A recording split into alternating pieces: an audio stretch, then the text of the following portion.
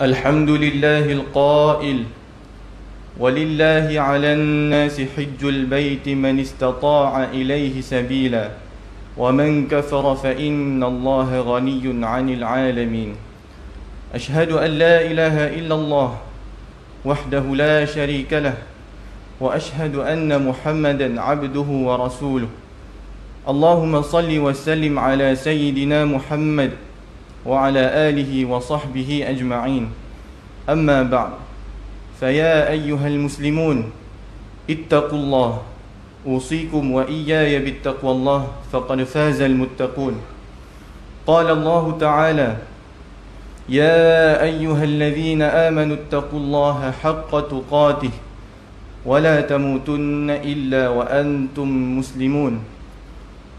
Muslimin yang dirahmati Allah Subhanahu wa taala, marilah kita tingkatkan ketakwaan kehadrat Allah Subhanahu wa taala, iaitu dengan melaksanakan segala perintahnya dan meninggalkan segala larangannya.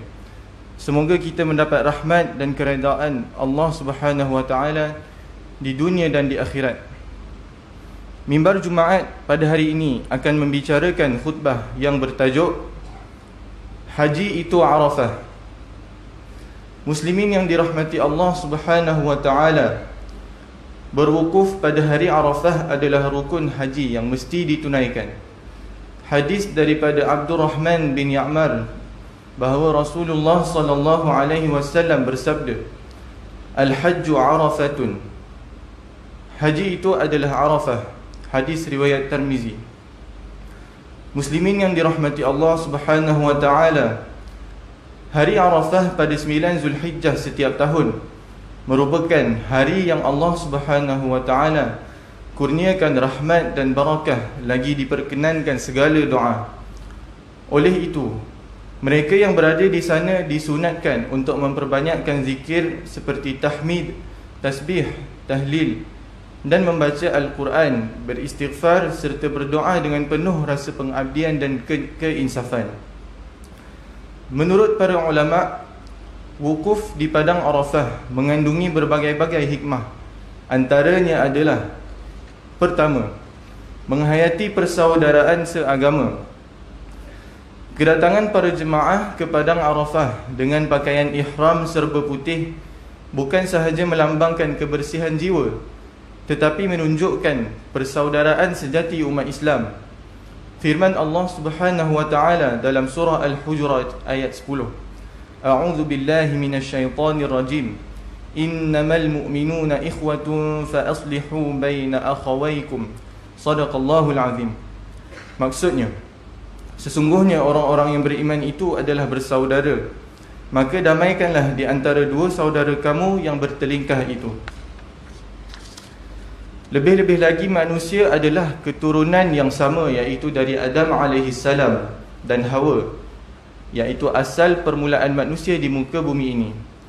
Oleh itu, betapa perlunya manusia menjalin hubungan baik dengan saudara mara mereka. Yang kedua, menyadari pentingnya perpaduan. Perhimpunan di Padang Arafah merupakan perhimpunan tahunan terbesar umat manusia di muka bumi ini. Mereka berjumpa, berkenalan dan dapat berbincang. Mereka tambah yakin betapa besarnya kekuasaan Allah Subhanahu wa taala menjadikan makhluk bernama manusia seluruh pelusuk bumi yang berbeza warna kulit, budaya dan bahasa pertuturan. Melalui pakaian seragam berwarna putih, mereka menghormati tanpa mengenal pangkat dan kedudukan, tanpa mengenal fahaman politik, tanpa mengenal kaya atau miskin.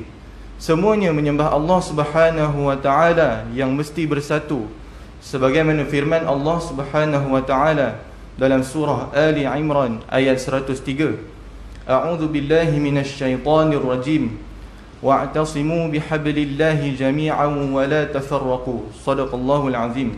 Maksudnya, dan berpegang teguhlah kamu sekalian kepada tali Allah, yakni agama Islam, dan janganlah kamu bercerai-berai. Yang ketiga, menginsafi tentang kematian.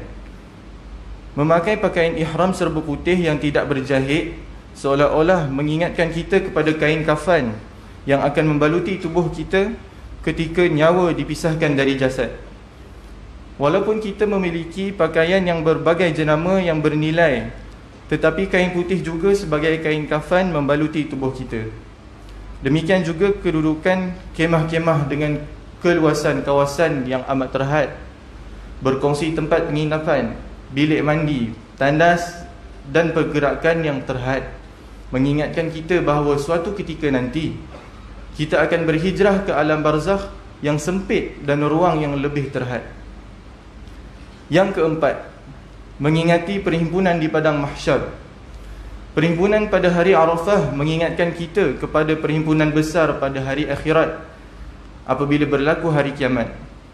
Padang Arafah yang terbuka luas dan terdedah kepada kepanasan cahaya matahari menggambarkan seolah-olah kita berada di padang mahsyar pada hari kiamat kelak. Di sana tiada kemah, tiada tempat berlindung, tiada penghawa dingin. Setiap individu bergantung kepada amal solehnya semasa hidup di dunia. Ketika itu mereka hanya mengharapkan rahmat dan pengampunan ilahi serta syafaat Rasulullah sallallahu alaihi wasallam agar amalannya diterima, dosanya diampun, terlepas daripada azab siksaan api neraka dan dimasukkan ke dalam syurga.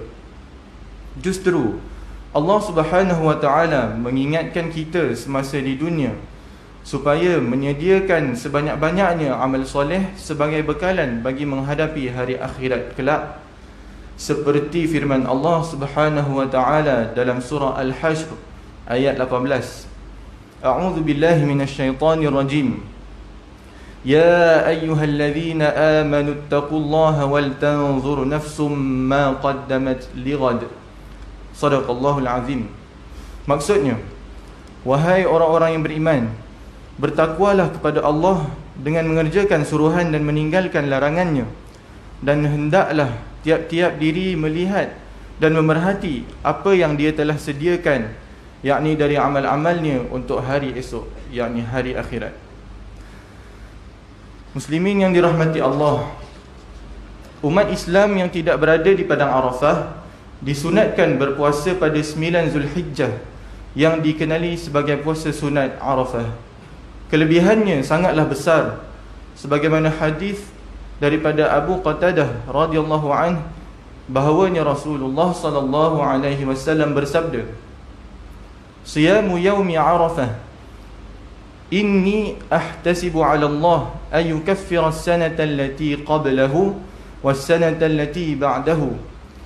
Maksudnya, berpuasa pada hari Arafah itu aku kirakan atas Allah bahawa mengkifarat, yakni menghapuskan akan dosa tahun yang dahulunya dan tahun yang kemudiannya.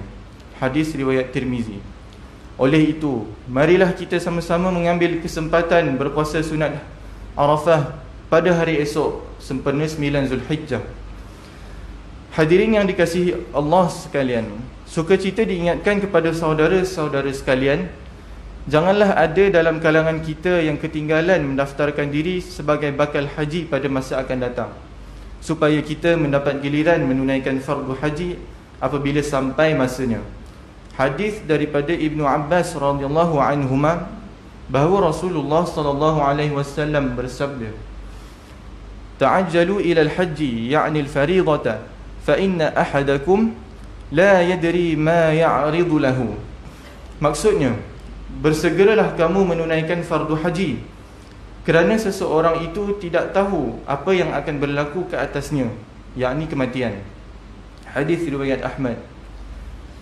Hadirin yang dikasihi Allah sekalian, bagi mengakhiri khutbah ini, marilah kita menghayati saranan berikut.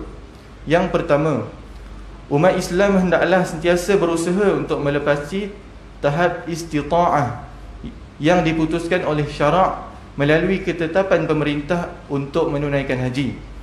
Yang kedua, wukuf di padang Arafah adalah aspirasi kepatuhan kepada Allah Subhanahu wa taala dan perpaduan umat Islam yang perlu berterusan sepanjang zaman, walau di mana dan dalam keadaan apa sekalipun.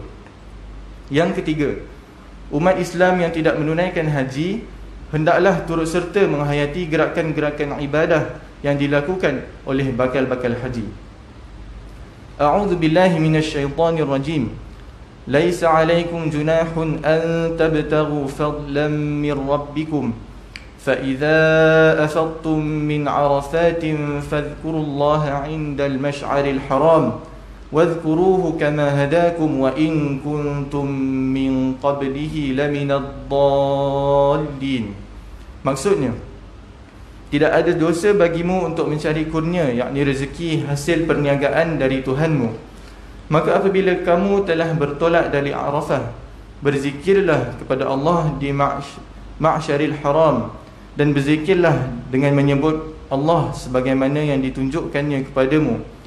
Dan sesungguhnya kamu sebelum itu benar-benar termasuk orang-orang yang sesat. Surah Al-Baqarah ayat 198. Barakallahu li wa lakum fil Qur'anil azim wa nafa'ani wa iyyakum bima fihi minal ayati wadh-dhikril hakim wa taqabbala minni wa minkum tilawatah innahu huwas sami'ul alim. أقول قولي هذا وأستغفر الله العظيم لي ولكم ولسائر المسلمين والمسلمات فاستغفروه إنه هو الغفور الرحيم.